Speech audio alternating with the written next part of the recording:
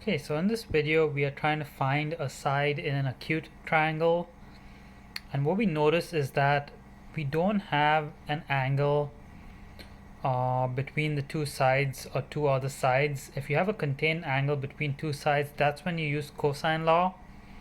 But if you don't have a contained angle, that means you don't have both sides around an angle. It means you got to use sine law.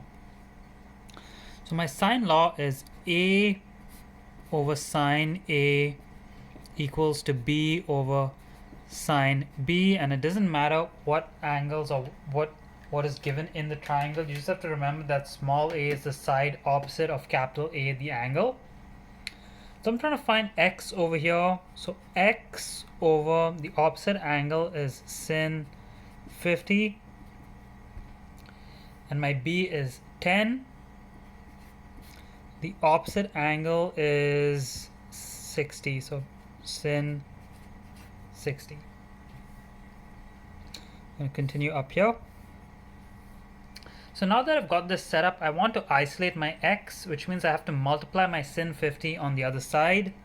So x equals 10 sin 50 over sin 60. And if I put this in my calculator, I get the side to be 8.8.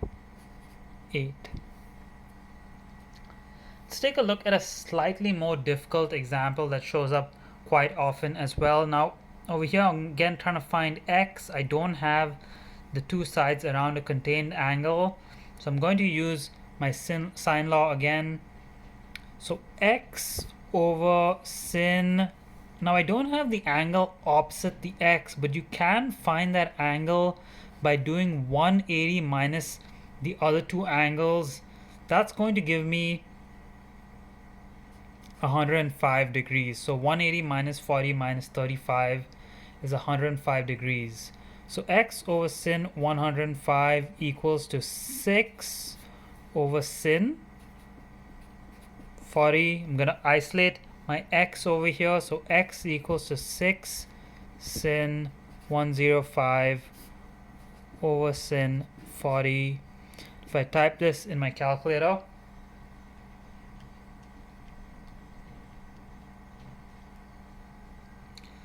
I get 9.0, or basically 9.